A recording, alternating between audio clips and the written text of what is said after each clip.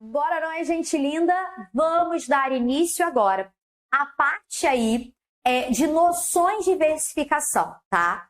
Que aula é essa, prof? Que versificação é essa? São versos que compõem um poema. Então, primeiro eu vou falar sobre a estrutura desses poemas, para você lembrar como é que funciona aí a estrutura básica e onde esses poemas geralmente se encontram, em que tipos de gêneros textuais, tá? Então, a gente começa primeiro com a noção mesmo básica, porque tem muita gente que não gosta nem de estudar textos literários, porque como vai além de sentidos ali denotativos, às vezes vocês têm até receio e medo mesmo de não fazer uma boa interpretação. Então vamos começar primeiro do básico e depois a gente vai avançando em outras partes da aula, como o estudo de rima, o estudo de contagem de sílabas poéticas. Então isso aqui é só uma noção, tá? Esse primeiro momento de aula é só uma noção. Então, vamos que vamos. Noções aí, então, de versificação na tela. Então, gêneros literários e estrutura de um poema. Para a gente começar a ter uma noção, a gente precisa entender o que é um gênero literário. Então, gênero literário, que também, minha gente, pode ser chamado de gênero poético, tá? Por quê? Porque ele vai trabalhar muito com os sentidos figurados, com os sentidos além dos sentidos reais aí das palavras. Então, são divididos em três, de acordo com suas estruturas formais e de conteúdo. Eles podem ser o gênero lírico, gênero épico e gênero dramático. Então, no início de tudo, quando cair um poema, uma noção de versificação para vocês na hora da prova, pode ter certeza que vai estar aí dentro dessas ideias desses gêneros, tá bom? Aí simbora. Gênero lírico. Gênero lírico aqui, ó. Os poemas são mais sentimentais. Então, quando a gente está falando sobre gênero lírico, a gente vai até lembrar um pouquinho mais do eu lírico, né? Então, e ligados a estados de espírito. Então, ó, as emoções e opiniões do eu lírico prevalecem. Há diversas possibilidades de conteúdo, incluindo a sátira. Então, nesse gênero lírico aqui é muito mais a estado de espírito. Ou seja, a pessoa ali do poema, ela está preocupada em passar mais informações das suas emoções e dos seus sentimentos. É aquilo que a gente até chama de função linguística emotiva. Aí depois a gente vai para o gênero épico, que é onde a gente vai encontrar também, geralmente, esses poemas dentro do gênero épico. Já são poemas dos grandes feitos dos heróis, em mitos ou reais. Então, alguns ligados à mitologia, outros podem ser também gêneros épicos reais. De fato, essas pessoas existiram, a história delas, né, existiu também, e a gente só está ali narrando de uma maneira épica, que é grandiosa, tá? Então, são relatos grandiosos engrandecendo os heróis e seus povos. Os mais conhecidos são a Ilíada e a Odisseia de Homero. E nós temos ainda o gênero dramático, que são textos feitos para serem encenados, sem a presença de narrador. Os mais conhecidos são os textos trágicos, com origem na Grécia Antiga e é a precursora aí do texto teatral. Então, o gênero dramático não tem a ver com drama, gente. Eu sei que alguns já devem ter ouvido falar, mas para aqueles que nunca escutaram, drama não tem a ver com drama, choro, ranger de dentes, não. Dramático é porque está ligado a uma ideia mais teatral, tá? Beleza. Começamos, então, percebendo onde estarão, geralmente, esses poemas, dentro desses gêneros literários aí, lírico, épico e dramático. E aí a gente agora vai olhar sobre a estrutura interna de um poema. Então, ó, o poema é um texto estruturado em versos, ou seja, em linhas encadeadas, normalmente de tamanho curto. Então, já grava aí. Eu não vou chamar de a primeira linha lá do poema, não. Comecem a se habituar, quando vocês perceberem que o texto já é um texto poético, a chamar o quê? O primeiro verso do poema é igual quando a gente fala com a música. Chegamos a refrão, porque naquele quarto verso... Então, versos, ou seja, cada linha do meu poema eu vou chamar de verso, tá? A poesia, ou seja, o poema é um tipo ali de poesia também, se preocupa com a estética, combinando sons e significados aí das palavras com organizações sintáticas não necessariamente ligadas aí à norma culta. Então, em relação ao poema, a gente, para interpretar melhor este poema, é necessário prestar atenção na estrutura dele, que é o que a gente está estudando aqui nesta aula em específico. Depois a gente vai ver, num outro tópico, a métrica, as composições e os gêneros que a gente já viu aqui também, tá? Mas a gente vai ver mais gêneros ali também ligados a determinados modelos de poemas, como poemas fixos, por exemplo. Então aqui, ó, a estrutura aí da poesia.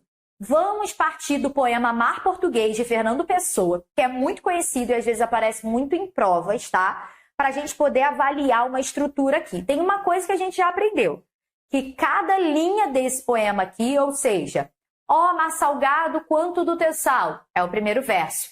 São lágrimas de Portugal, é o segundo verso. Então, cada linha a gente já sabe que é verso. Então, vamos lá. Ó mar salgado, quanto do teu sal são lágrimas de Portugal. Por te cruzarmos, quantas mães choraram, quantos filhos em vão rezaram, quantas noivas ficaram por casar, para que fosses nosso, ó mar. Valeu a pena? Tudo vale a pena se a alma não é pequena. Quem quer passar além do bojador, tem que passar, esse T aqui deveria estar aqui, tá, gente? Não aqui.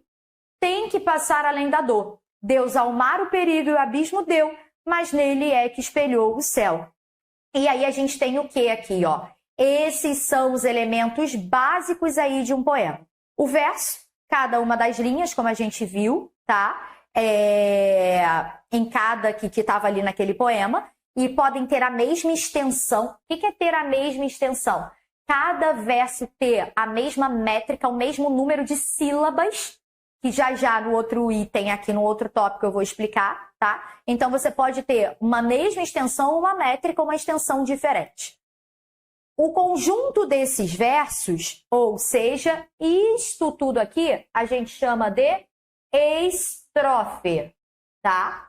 Então, ao conjunto de versos de um poema, a gente vai chamar de estrofe, tá? E essa estrofe também pode ser regular ou não. Vamos ver aqui, ó. 1, 2, 3, 4, 5, 6 versos em cada estrofe. 1, 2, 3, 4, 5, 6 versos em cada estrofe. Então, aqui coincidiu, mas nem sempre você vai ter em todo e qualquer poema o mesmo número de versos em cada estrofe. É isso que eu quis dizer quando eu falei que também podemos ser regular ou não, tá? Rima é a repetição fonética dentro da estrofe, podendo ser interna dentro dos versos ou externa no final deles. Vamos também estudar isso no outro item aqui, no outro tópico, a parte de rima, tá? Em que eu vou explicando mesmo que ela tem até nomes. Rimas interpoladas, encadeadas, rima interna, a gente vai estudar isso no outro tópico. E o eu lírico, que é importante também a gente saber, quem é o eu lírico? É a voz do poema, ou seja, quem fala dentro do poema. No caso, é a entidade criada pelo autor para falar no poema. O que eu quero dizer com isto? Às vezes, por exemplo, Drummond fez um poema e lá ele estava falando como ele se sentia. Mas não necessariamente como Drummond se sentia, mas como o eu lírico daquele poema se sentia. Ou seja, ele criou um eu lírico. Ele criou como se fosse ali, entre aspas, um personagem para dizer como se sentia. Não necessariamente as características ou sentimentos ou emoções de um poema pertencem às emoções e sentimentos de quem o escreveu. Então, o eu lírico é a voz do poema, do autor tal e tal. Beleza? Então, eu lírico é a voz de quem está falando num poema. É isso. Tranquilo? E é isso, minha gente. Essa foi a parte aí da nossa aula com noções de versificação. Nossas primeiras noções aí sendo apresentadas, que é a estrutura dos nossos poemas e onde esses poemas estarão aí nos principais gêneros textuais. Então, até o próximo tópico. Bora nós, gente linda! Na nossa última aula, o que a gente viu? A gente viu noções de versificação, não foi? E aí lá eu comentei na parte de versos e estrofes que cada verso de um poema pode ter o mesmo número de sílabas ou não. E aí a gente tem o que agora nesta aula aí para estudar? A gente vai estudar sobre métrica, que é justamente a parte de contagem de sílabas nos versos, tá? Então essa é a parte que eu diria aí, ó, que é mais recorrente, tem sido mais, tá? Porque toda hora a banca pode mudar e se tiver lá dentro do teu edital, como tem lá, você vai perceber que ela pode gerar aí questões de diversas formas, tá? Mas essa tem sido a mais cobrada. a parte de rima, que a gente ainda vai ver, mas essa daqui ainda fica acima de rima. Então, muita atenção nesta aula. Vamos lá. Métrica. Contagem de sílabas no verso. Contagem de sílabas no verso. Eu tenho o seguinte, ó. Numa composição em versos, verificamos quase sempre a possibilidade de medida e ritmo. Na medida, temos as chamadas sílabas métricas ou poéticas, tá? Então, em relação à medida, a gente vai ficar contando as sílabas métricas ou poéticas. Podem perceber que aqui eu começo falando, ó, de sílabas métricas ou poéticas. Eu não estou falando de divisão silábica natural, igual a gente faz na gramática da língua portuguesa, tá? Algumas vezes, a contagem de sílabas métricas ou poéticas vai se coincidir com a sílaba gramatical, que a gente conta lá em separação silábica. Mas muitas vezes não. Então vamos lá. O ritmo é observado pela distribuição harmoniosa de acentos tônicos. Estes retornam após intervalos regulares. A métrica de um poema se dá pelo número de sílabas de um verso. Grava isso, tá? Contam-se as sílabas, outra coisa que você precisa lembrar, contam-se as sílabas até a última sílaba tônica, ou seja, a sílaba forte da última palavra do verso. Então, que é isso que vai dar ritmo, tá? Então, atenção aqui, ó, de novo. O que você precisa entender, vou até colocar aqui de vermelhinho, atenção, tá? O que você precisa entender para poder começar, iniciar aí, ó, fazendo uma boa contagem de sílabas no verso. A primeira coisa que você precisa entender. Conta-se apenas até a última sílaba tônica da última palavra. Igual eu coloquei aqui, última sílaba tônica da última palavra do verso, tá? Então, você vai contar até a última sílaba tônica, aquela sílaba mais forte. Então, vamos supor que a última palavra daquele verso, olha aqui para mim, eu tenho um verso. A última palavra do meu verso, eu não estou falando da estrofe. A última palavra do meu verso é uma palavra formada por 4 sílabas. E aí, a última sílaba é a mais forte, ela é tônica. Então, você vai até a última. Mas vamos supor que ela é formada por 3 sílabas e é a penúltima sílaba mais forte. Então, você vai até a penúltima contando. Você vai ignorar a última sílaba. Ah, mas se ela for uma proparoxítona, então é a antepenúltima. Você vai ignorar as 2 últimas na sua contagem. Entendido? Eu vou exemplificar, para deixar tudo mais claro. Quando 2 vogais átonas de palavras diferentes se encontram, ou seja, você tem 2 vogais ali átonas fracas, quando elas se encontram, às vezes é união de uma última vogal fraquinha de uma palavra com uma outra vogal fraquinha ali de uma outra palavra. Elas então vão se encontrar e dá-se a junção delas numa só. Então a gente vai contar como uma sílaba só. Tá bom? Um hiato pode... Também vou explicar tudo isso, gente. Nessas 2 vogais átonas aí também. Um hiato pode transformar-se num ditongo, a gente chama esse mecanismo, né, de sinérese, e um ditongo pode se tornar um hiato que a gente chama de eita, quase não saiu. Dierese, tá? E aí, o que a gente vai fazer? Uma escansão dos versos. O que é uma escansão? Eu faço questão de dar esses nomes, porque são esses nomes que aparecem. Escansão é o ato ou modo de escandir. Que legal, Fabíola, agora eu entendi tudo, só que não, você só pegou e falou que era escandir. Você não sei o que é escandir. Escansão, tá aqui. Decompor um verso em seus elementos métricos, ou seja, contar as sílabas que tem em um verso. A gente chama isso de escansão. Ah, por que eles não falam contagem? Parem de problematizar, porque eles não querem, eles querem chamar com um nome bonitinho, escansão. Agora você já sabe que o que consiste numa escansão dos versos? Ficar contando. Então, olha só, eu tenho um exemplo aqui de um verso, tá? Sou filho das selvas, é um verso. Sou filho das selvas, aí tem assim, das selvas cresci. É um poema até falando sobre a temática indígena, tá? Então, ó, sou a gente sabe que é um monossílabo mesmo. Eu vou destacando aqui. Vou destacar de verdinho só para poder ficar diferente agora, ó. Sou filho. Por enquanto coincidiu, tá vendo? Estou separando as sílabas certinho. O sou é uma palavra monossilábica. Filho, não são duas sílabas? Não tem acontecido nada do que eu falei ali na contagem de sílabas no verso, né? Não tem ainda duas vogais átonas se encontrando. Então, sou filho das, tudo coincidindo, ó, normal. Selvas, aí, ó, qual é a última palavra do meu verso? Selvas. Qual é a sílaba mais forte? Céu. Eu não falo selvais, eu falo selvas. Então, esta sílaba aqui, vou até escrever para deixar tudo mais claro, é a sílaba tônica da última palavra. E aí, como ela é a sílaba tônica da última palavra, eu vou contar o quê? Ó? 1, 2, 3, meu 3 saiu ótimo, 3, 4, 5. 5, tá? Então, eu não vou contar 6, que terminaria em vais. Eu sempre vou contar até a última sílaba tônica da última palavra.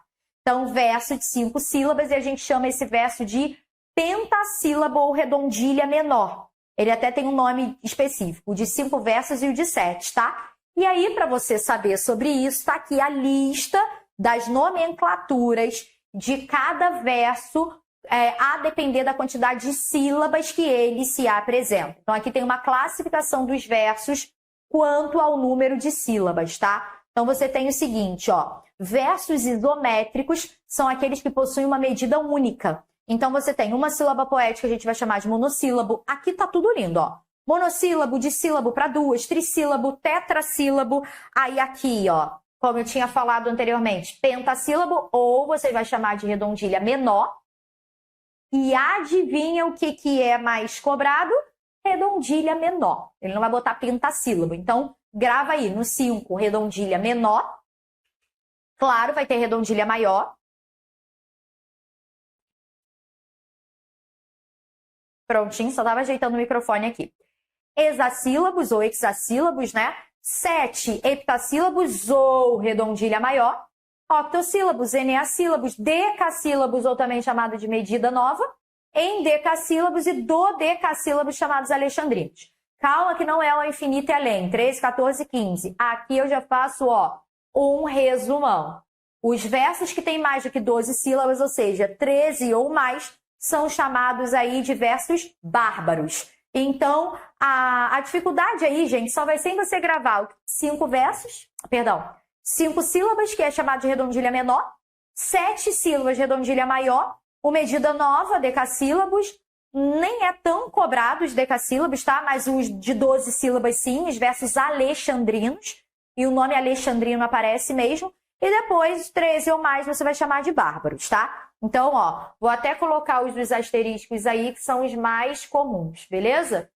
Redondilha menor, maior, alexandrino e bárbaro. Então, é decoreba aqui nesta parte. Tranquilo? Então, este momento, olha que a gente está indo bem por partes, né? Primeiro com as noções, depois com a métrica, que é a contagem, que é o que mais realmente vem aí sendo, né, presença, para a gente saber contar bonitinho. Claro que em outros momentos eu vou mostrando aí a parte da rima também, como que você deve contar. Toda essa parte que eu coloquei aqui, né, de hiato com hiato, como é que vai funcionar, pode deixar que num outro momento aqui ainda, do que vai compor esta nossa aula maior, eu vou explicar bonitinho como é que funciona para você saber dividir bonitinho, tá bom? Tranquilo? Então, até a próxima, minha gente. Fala, gente linda!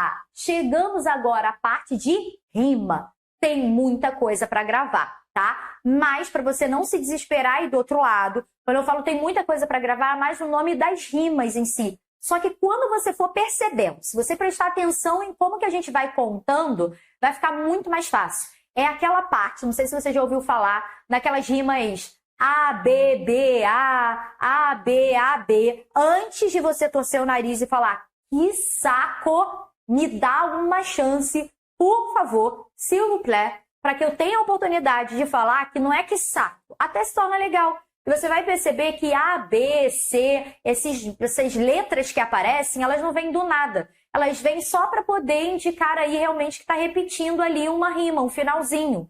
de uma palavra com a outra. É isso, tá? Você poderia, em vez de chamar de A, B, você poderia chamar de 1, 2 também. Então, fica aí, me dá uma chance, por favor, que eu vou te explicar bonitinho.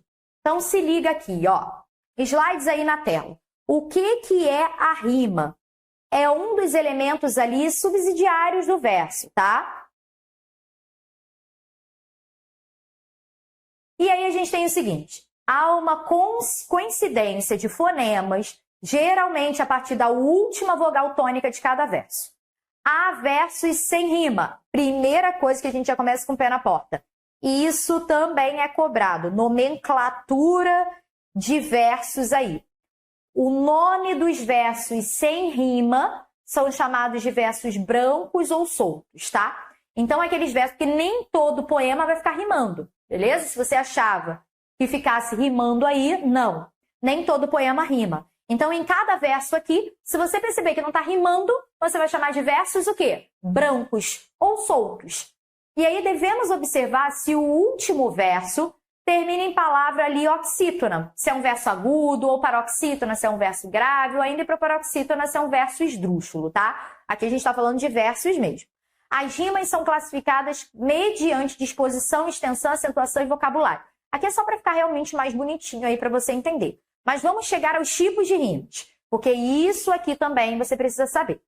O que são tipos de rimas? Porque, gente, isso ainda não está sendo ali muito frequente, mas pode passar a ser a partir do momento que já está presente no seu edital, tá? O que é chamada rima cruzada ou alternada? Por que ela é cruzada ou alternada aqui, ó? A, vem uma rima. Essa rima que vai aparecer nessa palavra que termina aí no verso que eu intitulei A, ela vai aparecer só depois no outro verso, intercalando com uma outra rima.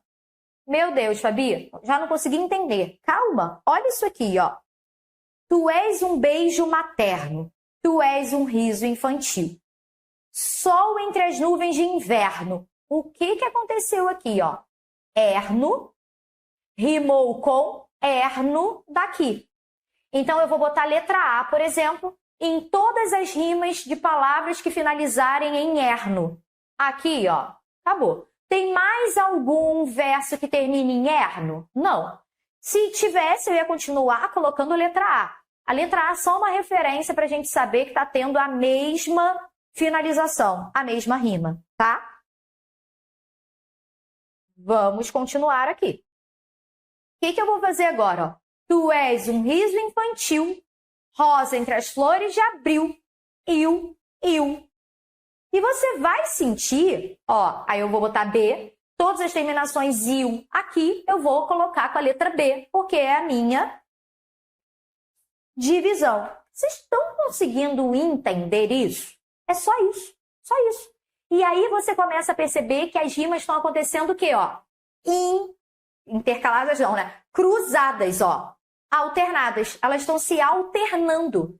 Se elas estão se alternando, uma hora rima e outra hora não, aí outra hora rima com o primeiro, o segundo rima com o quarto e assim vai.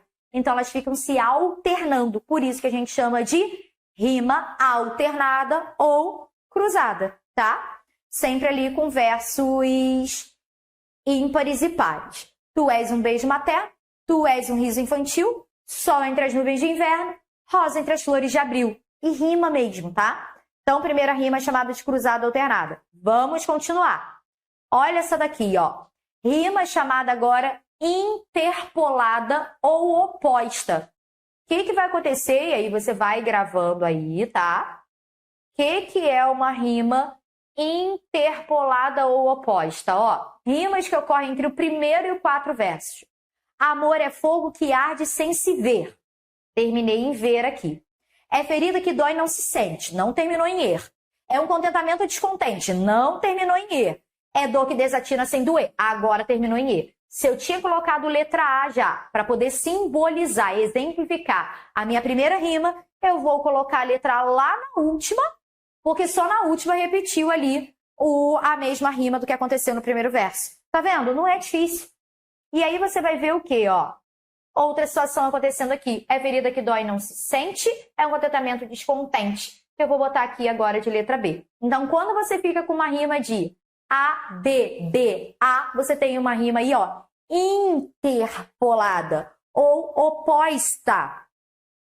Podem perceber que os nomes vão começando a fazer sentido. Entenderam o porquê de também olhar para o A, B, B, A? E aí lembrar do interpolada, oposta, porque isso vai dinamizando mais para sua lembrança ficar aí mais firme, tá? Não acabamos. Vamos agora para a rima emparelhada. O que é a rima emparelhada aqui, ó? São duas agora. E, rapidinho, eu acabei não lendo, né? Para vocês perceberem a rima ali de Camões em cima. Amor é fogo que arde sem se ver, é ferida que dói e não se sente. É um contentamento descontente, é dor que desatina sem doer. Continua a rima, só que de uma forma diferente, por exemplo, daquilo que a gente tinha estudado anteriormente. Aí eu tenho aqui, ó, ele deixava atrás tanta recordação, já peguei o ão aqui. E o pesar, a saudade, até o próprio chão, outro ão. Onde tiver ão, eu vou colocando a letra A, tá? Debaixo dos seus pés parece que gemia, mudou, ó, mudou. Agora eu já vou colocar, ó, outra situação. Onde tiver ia, eu vou continuar. Levantava-se o sol, vinha rompendo o dia, e agora aqui vai mudar. Do ão pro ia vai virar uma outra cor, que eu não sei se vai rolar aqui, peraí. E o bosque, a selva e o campo, a pradaria em flor, vestiam-se de luz como um peito de amor. Então, aqui surgiu a letra C agora, viram? Por que surgiu a letra C? À medida que vão surgindo mais rimas, a gente vai utilizando as letras do alfabeto. E se viesse mais uma outra rima aqui em sequência de 2 versos, prof? Continuaria sendo emparelhada, A, B, B, C, C, D, D, com a próxima que tivesse aí, tudo bem? E as rimas internas. O que a gente tem aqui? Ó, eu coloquei emparelhadas 2 vezes? Coloquei. Vamos lá. Olha aqui, mas essas emparelhadas que eu botei ali já são diferentes. Calma aí. Aqui, ó, internas. As internas, ela acontece realmente no interior do verso, ó. Não é entre um verso e outro. Como são cheirosas as primeiras rosas. Então, aqui a gente chama de rima interna. E a rima emparelhada ainda, ó, há ainda as encadeadas. Eu realmente coloquei, gente, eu acho que errado aqui o nome.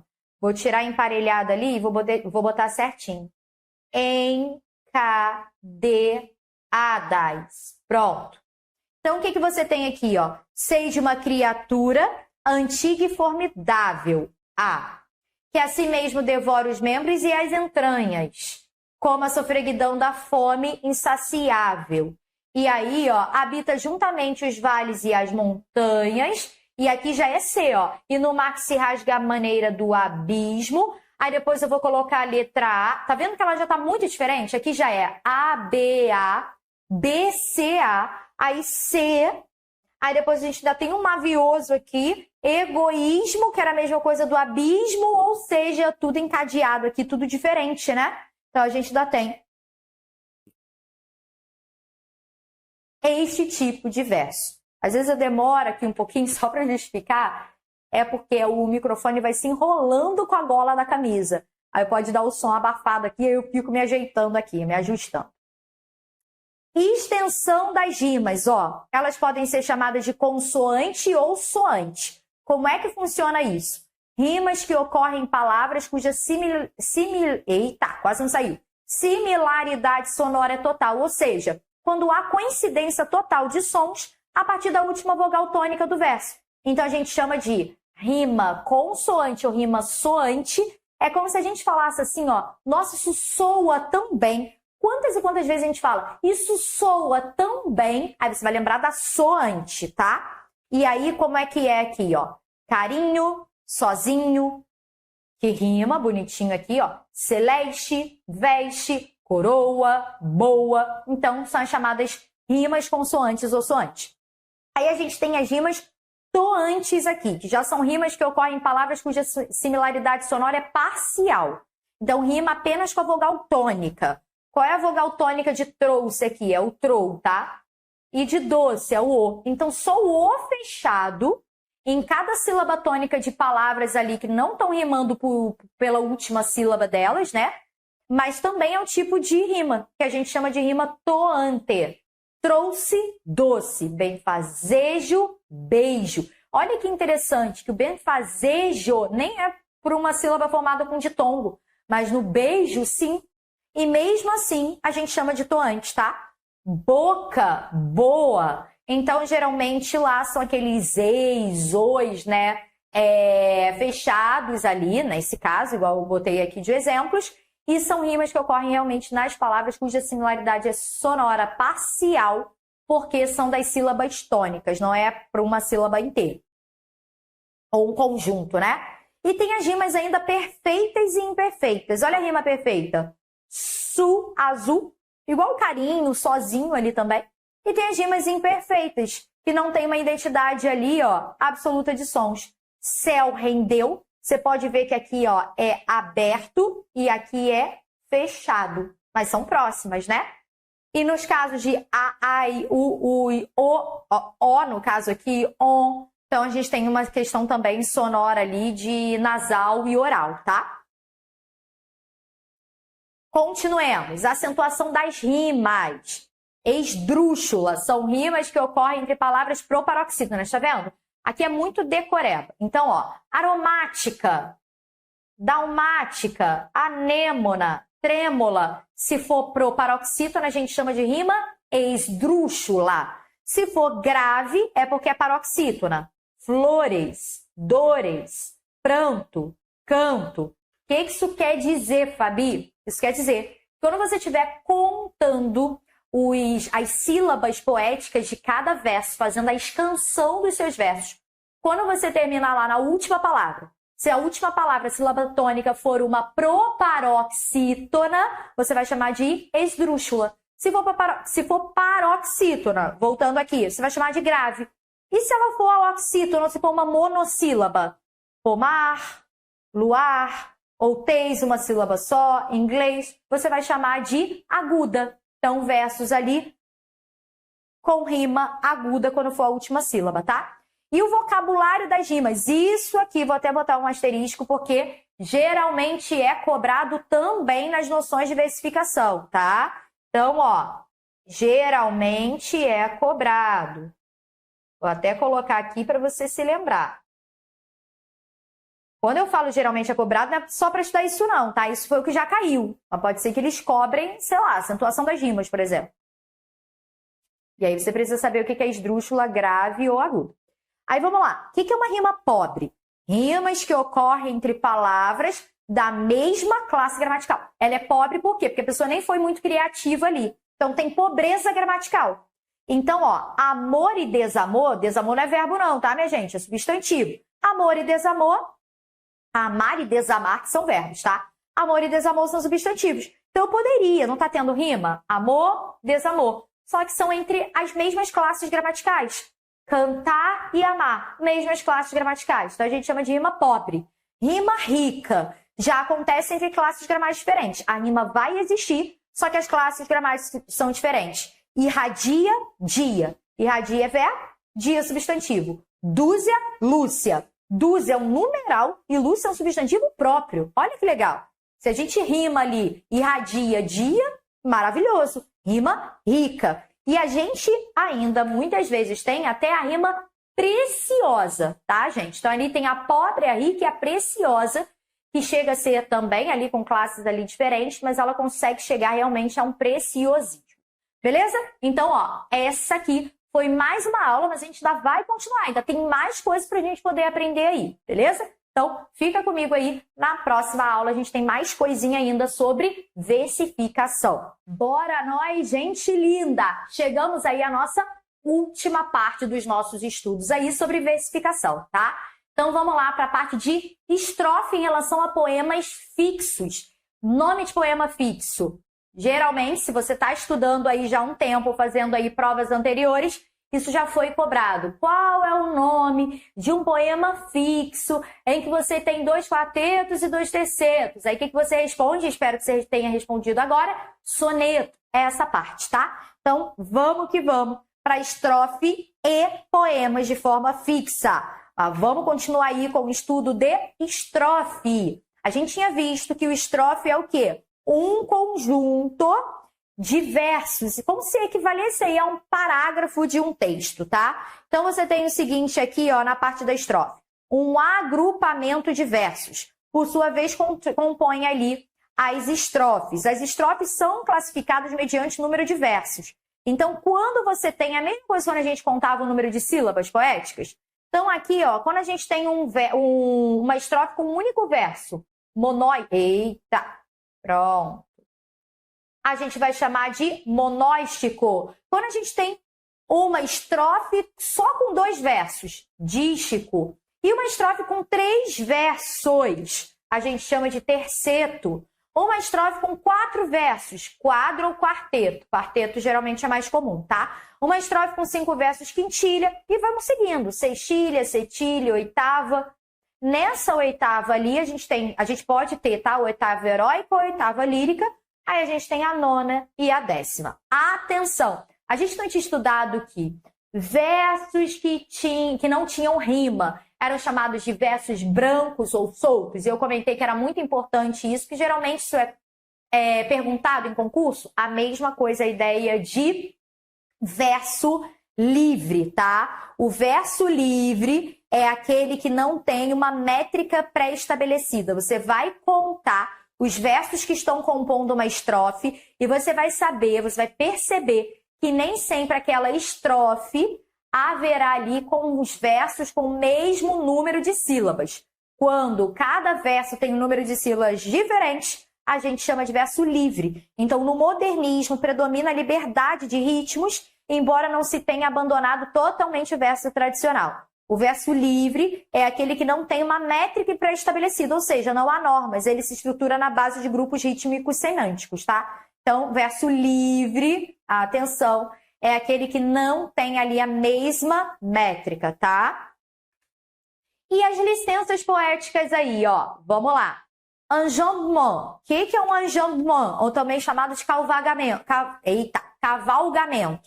Termina-se um verso em discordância com a sintaxe pela separação de sílabas. Então, a gente tem aqui, ó, um enjambement. Presta atenção. Termina-se um verso em discordância com a sintaxe pela separação de palavras. Ele, ao mais pobre da alma tributado, desvelo e amor. Tá dando para entender como se isso aqui fosse continuação do primeiro verso? Ele, ao mais pobre da alma tributado, desvelo e amor. Seria isso. Tananana. Só que não foi assim que terminou. Por isso que o nome é chamado de cavalgamento. Você pula ali para uma outra situação. E aí parece que você não está dando continuidade. Parece que quebra a continuidade. Tá? Vou ler novamente para você perceber. Ele, ao mais pobre da alma tributado, desvelo e amor. Ele conduz a via. Segura quem lhe foge e se extravia. Deu para entender? Prof, se a gente fosse consertar um enjambement, claro que a gente não vai consertar, porque existe isso, é uma licença poética, tá? Isso pode. Mas para a gente poder entender essa discordância com a sintaxe pela separação de palavras, seria isso. Ele é o mais pobre da alma, atributado, desvelo e amor. Ele conduz a via segura, quem lhe foge se extravia. Mas não era assim que a gente estava lendo, tá? Então o nome disso é enjambement. Qual é o nome de uma outra licença poética? Sinalefa, de tongação ou tritongação intervocabular. Que o dia entristece, que o dia, gente, é isso aqui, ó. Esse iu que eu tô falando é sobre isso, tá? Lembra? Fraco, esse que aqui, esse e é fraquinho e esse o também. Fraco e fraco se unem. E aí eu tenho iu. Kiu, então, constitui aí numa ditongação. É ditongo? Não. O quê? Isso aqui é um dígrafo, tá? E o é só uma palavra monossilábica. E esse o aqui é um monossílabo átono, ainda por cima. Então, aqui tá rolando, ó, monossílabo átono. Mas quando eu pronuncio, kiu, sai essa ditongação aí, tá? Pode ser também tritongação, enfim, tudo isso é nome de sinalefa. Uma elisão. O que é uma elisão? E isso, gente, vocês vão contando também nas sílabas, tá? Então, esse kill fica tudo junto quando você separa as sílabas, tá bom? Desse verso. Vamos lá. Elisão. supressão de uma vogal átona. Esse amor. A gente não fala aí, por mais que eu tenha falado esse amor, fica o quê? Esse amor é tudo junto. Então, esse I aqui, ó, acontece elisão, supressão de uma vogal átona, que seria esse E aqui, ó, ele sai. E fica esse amor, tudo junto, tá? Crase, fusão de duas vogais idênticas numa só, tá? E aí você tem o quê, ó? Segura quem lhe foge e extravia. E. Segura quem lhe foge, ó. Foge como se fosse uma coisa só. A gente chama isso de crase. E também vamos contar como uma sílaba, tá? Foge, assim. A mesma coisa aqui, ó. Kio. A mesma coisa aqui, ó. Esse amor, tá? E eclipse é uma distongação motivada pela perda de nasalidade de uma vogal, ó. Eu não falo com as fontes. Com as fontes? Com as fontes. Aí sai esse quais aqui, que equivaleria a esse M, tá? Que é um ditongo ali. Com as fontes, tá? Uma licença poética também. Vamos lá. Aférese, quando a gente perde um fonema no início do vocábulo. Estamos. A gente não fala estamos. Estamos. Que equivale aí a um S só, aférese. Isso aqui, gente, é mais para poder dar realmente uma aula completinha. Geralmente isso não tem sido muito perguntado aí. Mas, Fabi, por que você coloca? Porque no dia que cair, pelo menos vocês viram, né? Síncope. O que é síncope? Perda de fonema no meio do vocábulo. Então, coroava. A gente fala croava. Coroava. É porque é tão rápido, né? Claro que não vai ficar croava aqui, é coroava. Então, tem uma síncope, uma perda de um fonema. Apócope, perda de fonema no final agora, ó. Quando a gente fala vale-me Deus. Então, a gente não fala vale, aí vale-me Deus, como se fosse um vale aqui, né? Me dá essa mármore. Aí esse E quase fica suspenso. Aí fica mármor. Não é mármor, claro, né, gente? Vocês estão entendendo, né? Mas me dá essa mármore. Aí esse E fica tão em silêncio, é mais por isso, tá? Claro que você não vai falar mármor. Prótese, aumento de fonema no início do vocábulo. Voou em vez de voou, tá? Isso tem até muito a ver com uma questão de variação linguística, tá? Há muitos lugares aí, né, quando a gente fala sobre Brasil como um todo, em que a pessoa não fala voou, fala voou, mas é um aumento de fonema. Sinérese, conversão de um hiato em ditongo. A gente já tinha visto isso, eu falei que ia apresentar, ó. E nesta traição determinavam. Então, a gente tem conversão de um hiato nesta traição. Aqui é traição e fica junto ali. Determinavam. Diérese, então a palavra aí é de conversão de um hiato para um ditongo. E sinérese. E diérese, conversão de um tritongo em hiato. Você tinha aqui, ó, na verdade, aqui de um ditongo, tá? Não sei de onde eu tirei tritongo. De um ditongo em hiato. Um mar de saudosa. E aí, como eu não falo saudosa rápido, um mar de saudosa. Eu tinha o ditongo na palavra, mas agora eles vão ficar separados. Aqui não. Aqui em traição, você tinha ditongos e aí, ó, você tinha hiato e se transformou num ditongo, tá? É diferente uma da outra. E poemas de forma fixa, para a gente finalizando nessa parte aí da aula, são poemas ali que existirão realmente de forma fixa. A gente vai perceber ali que geralmente ele até apresenta ali uma ordem de versos, de estrofes, né? Em relação à combinação dos versos de rima e de estrofe, eles são fixos. Só que a gente vai se concentrar no soneto, que é o que mais cai, tá? E como eu não dou uma aula de versificação, literatura e noções, eu vou ficar mais com soneto. Mas a gente também tem outros como rondel, balada, canto real, vilancete, vilanela, seixina, pantum. O haikai também costuma cair, que são aqueles poemas mais curtinhos, tá? Quadra popular. Dentre eles, a gente vai estudar o soneto aí, porque é o mais comum.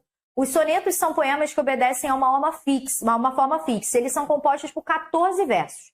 2 quartetos ali e 2 tercetos, geralmente, tá? Que é o mais comum. Só que eu vou acabar apresentando alguns outros cenários que vocês podem desconhecer, tá? Quais são os tipos, então, de soneto? Preste atenção aqui. Nós temos o soneto inglês ou shakespeariano, que é um poema composto realmente por 3 quartetos e ali um dístico, tá? Olha aí, já começamos a diferença, tá vendo?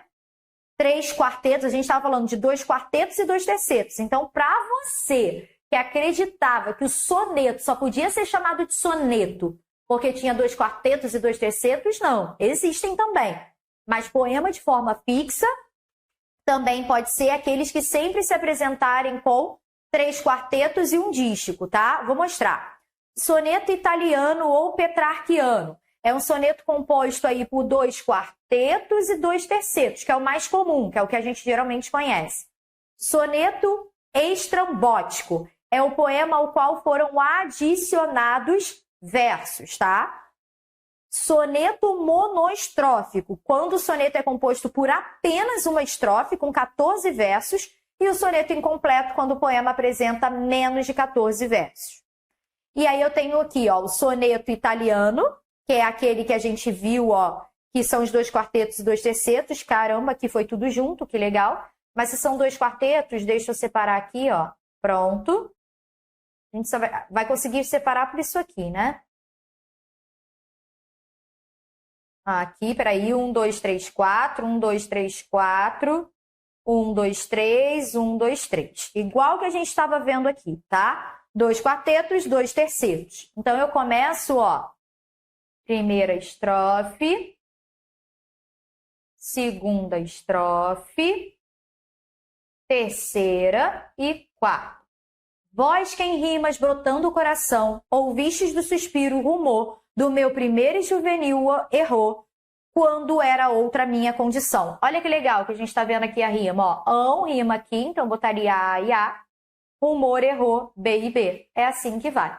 E aí a gente continuaria lendo, né? Eu não vou ficar lendo aqui com vocês, porque aí vocês veriam. É mais para vocês mostrarem aí... mostrarem não, é mais para poder apresentar a parte aí dos 2 quartetos, o que é. 2 primeiras estrofes formadas por 4 versos e as duas outras por 3. E a gente chega ao soneto inglês. Olha aí, ó, como é que ele já está aqui, ó. O soneto inglês em que o Shakespeare é o principal sonetista. Olha o que está acontecendo. 2 primeiros versos com... 2 primeiras estrofes, perdão, com 4 versos. E olha esse shakespeariano ali que a gente estava falando sobre inglês. 3 quartetos e um dístico. Vamos ver aqui, ó. 3 quartetos, porque aqui realmente eu acabei aqui, tá? Então, ó, primeiro quarteto, segundo quarteto. Aqui foi só o coisa que não foi legal, tá? Na hora que eu montei os slides, eles se uniram. Terceiro quarteto e o quê? Um dístico. O que é o dístico? Formado por 2 versos, tá? Exatamente, ó. Tô voltando aqui, ó, igual tô explicando. 3 quartetos e um dístico. 2 quartetos e 2 tercetos. E o monoestrófico. O que a gente viu com o monoestrófico? É o poema ao qual foram adicionar... Perdão, aqui. Quando o soneto é composto por apenas uma estrofe com 14 versos. Aí vamos lá, ó. A gente tem aqui, já que são 14 versos, ó. 1, 2, 3, 4, 5, 6, 7, 8, 9, 10, 11, 12... 13, 14. E ele é único. Por isso que ele é chamado de mono. São demais os perigos desta vida para quem tem paixão, principalmente, quando uma lua surge de repente e se deixa no céu como esquecida. E se ao luar que atua desvairado vem se unir uma música qualquer, aí então é preciso ter cuidado, porque deve andar perto de uma mulher. Deve andar perto uma mulher que é feita de música, luar e sentimento. E que a vida não quer de tão perfeito. Uma mulher que é como a própria lua, tão linda que só espalha sofrimento, tão cheia de pudor que vive nua. Então, a gente vai vendo ali que era uma só, tá? E o estrambótico? Lembram do estrambótico aqui também, ó? É aquele poema ao qual foram adicionados versos a ele, beleza? Aí eu tenho aqui, ó. Tenho saudade de mim mesmo, você tem 1, 2, 3, 4, 5, 6, 7, 8, 9, 10, 11, 12, 13, 14. E a adição aqui dele. Então, a gente chama de estrambótico porque houve essa adição aqui. Você pode ver que era 14 também, igual ao anterior. Tranquilo, minha gente? É isso. Finalizamos, então, a nossa aula aí de versificação. Valeu, minha gente. Beijo, beijo. Estudem, hein?